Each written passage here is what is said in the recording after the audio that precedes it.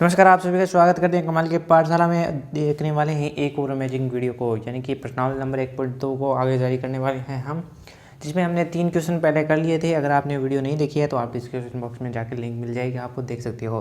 तो करते हैं क्वेश्चन नंबर 4, जो हमारे पास कहता है कि अगर आपको HCF का मान दिया गया है और आपको 2 संख्याएँ दी गई है और HCF का मान दिया गया, आपको LCM का मान ज्ञात करना है। तो इसके 2 तरीके हैं, या तो हम 306 और 657 के गुणनखंड करके उनसे एलसीएम का मान निकालें तो काफ़ी बड़ी प्रोसेसिंग हो जाएगी, लेकिन जब हमें HCF दे ही रखा है तो हम इतनी बड़ी प्रोसेसिंग क्यों करें। तो हम जानते हैं, हमने पता है कि इसका जो फॉर्मूला होता है वो हमें पता है। वो चीज़ क्या होती है, यानी कि अगर हमें एलसीएम का मान निकालना हो तो हम करते हैं पहली संख्या गुणा दूसरी संख्या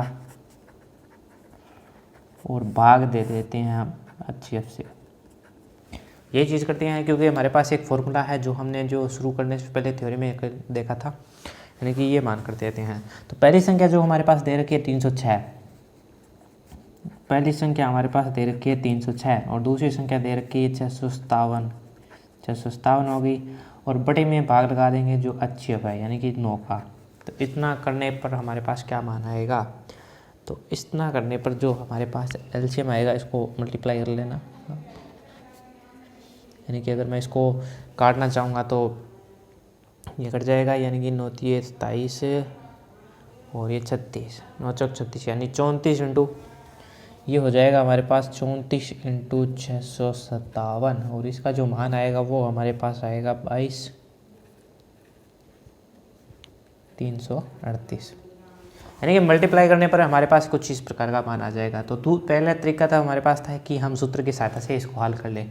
दूसरा मेथड है, उसमें हम पहले इसके गुणनखंड करेंगे और गुणनखंड करने के बाद हम उसके अधिकतम घातों का चयन करेंगे और अधिकतम घातों का चयन करने के बाद उसमें फिर से मल्टीप्लाई करेंगे, यानी कि काफ़ी प्रोसेसिंग काफ़ी हमारी जो है काफ़ी बड़ी हो जाएगी। तो चलिए बढ़ते हैं अगले क्वेश्चन की ओर, जो है क्वेश्चन नंबर 5। तो 5वां क्वेश्चन काफ़ी शानदार क्वेश्चन है। वो कह रहा है कि आपको जांच करनी है कि किसी प्राकृत संख्या n के लिए अगर हम 6 अंक है और 0 पर समाप्त होती है। कहने का अर्थ है कि अगर मैं प्राकृत संख्या कर दूं तो हमारे पास जो अंतिम अंक आएगा वो 0 पर समाप्त होगा। इसकी हमें जांच करनी है कि होता है या नहीं होता है।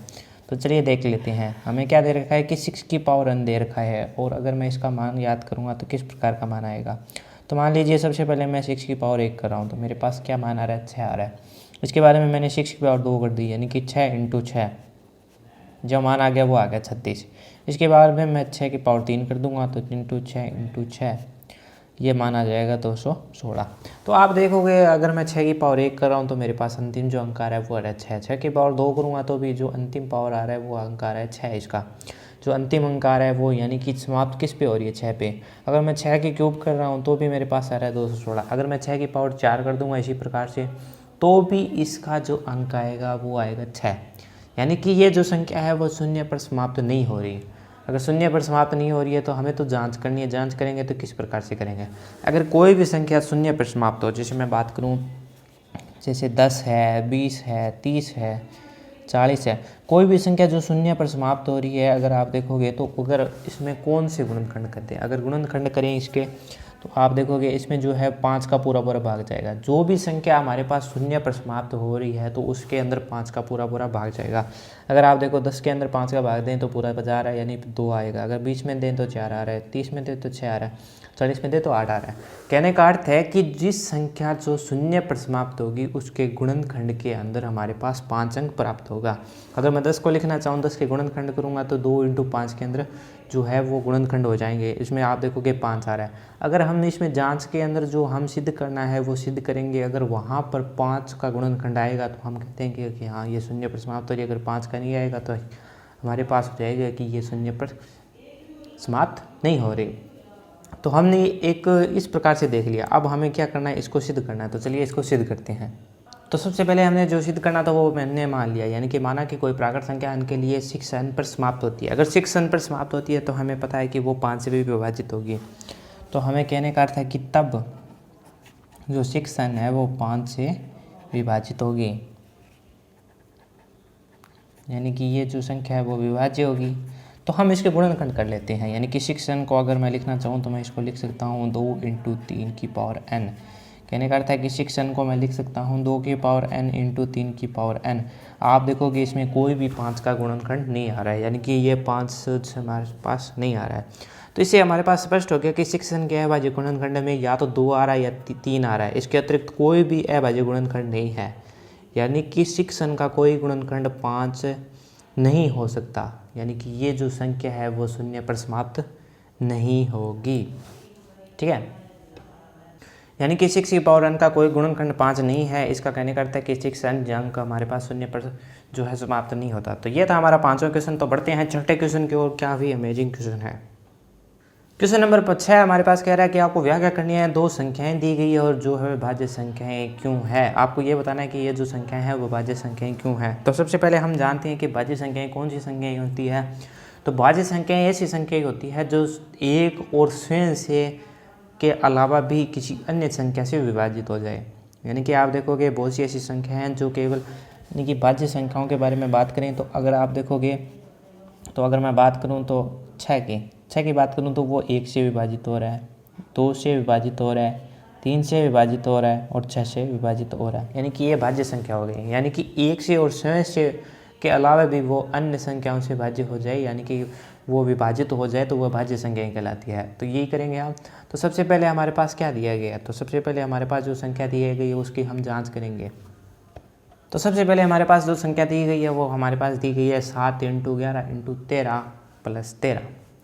अगर इससे हम क्या करें कि 13 को कॉमन निकाल लें। कॉमन निकालने की बात यह हो सकती है कि हम ये कर सकते हैं कि इसमें 13 का गुणा कर दें या 13 का भाग कर दें। यानी कि सबसे पहले हम क्या करेंगे, इसमें 13 का कॉमन निकालने हैं।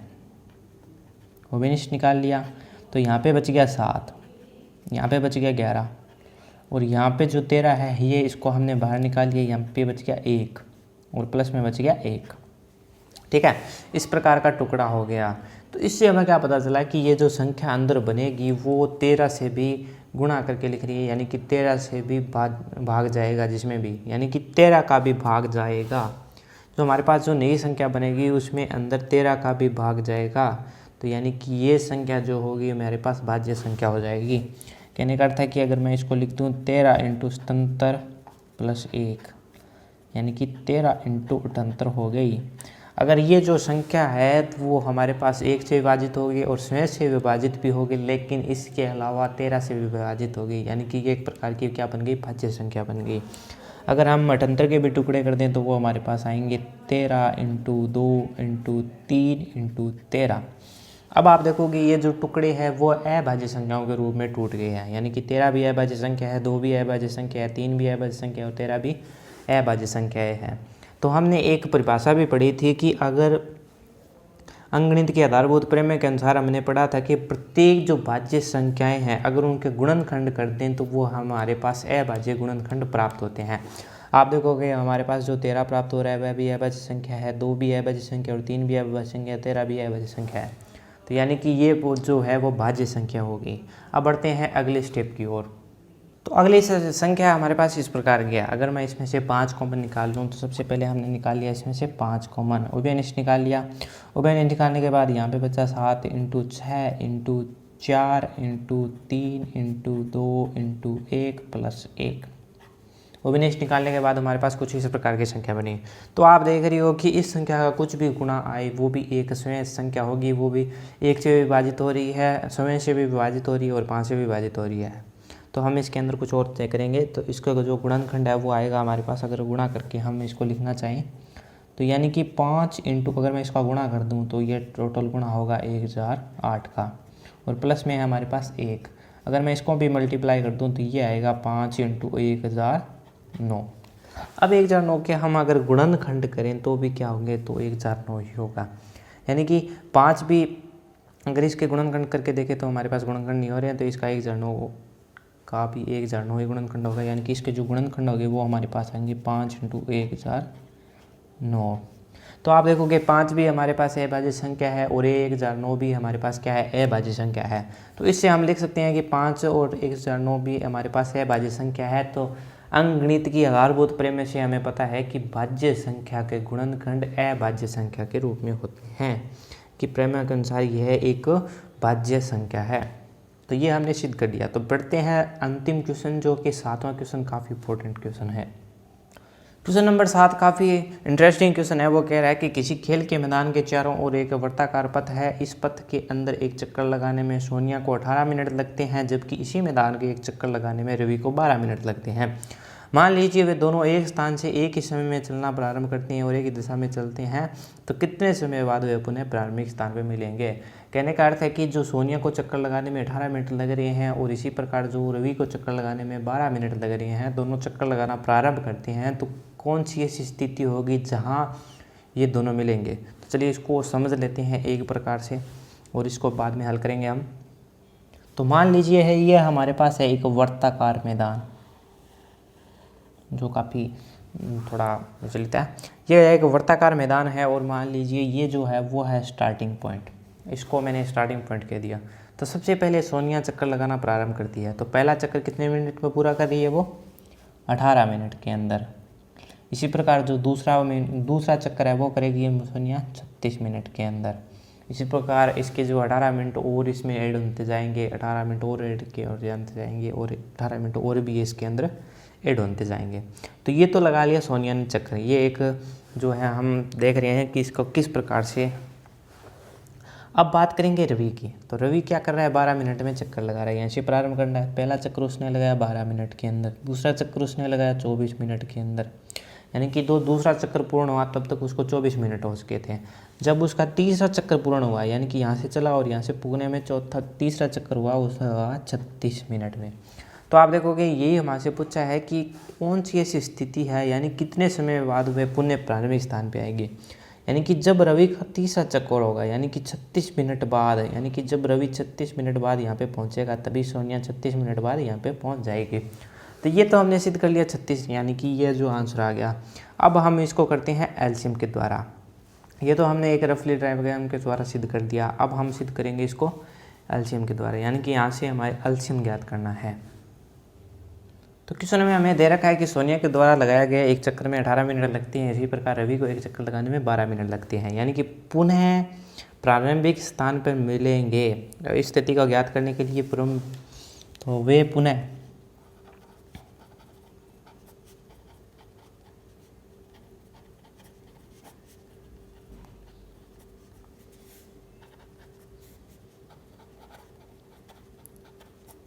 यानी कि हमारे निकालना है एलसीएम, जो कि है 18 और 12 का। 18 और 12 का हमें क्या निकालना है? एलसीएम निकालना है, क्योंकि वह पुनः प्रारंभिक स्थान पर मिलेंगे। एलसीएम क्या होता है? वह बड़े से बड़ा सार्वजनिक गुणनखंड होता है, गुणनखंड हमारे पास होता है।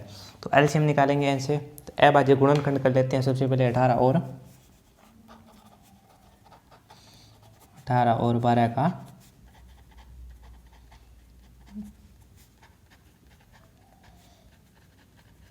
अभाज्य गुणनखंड।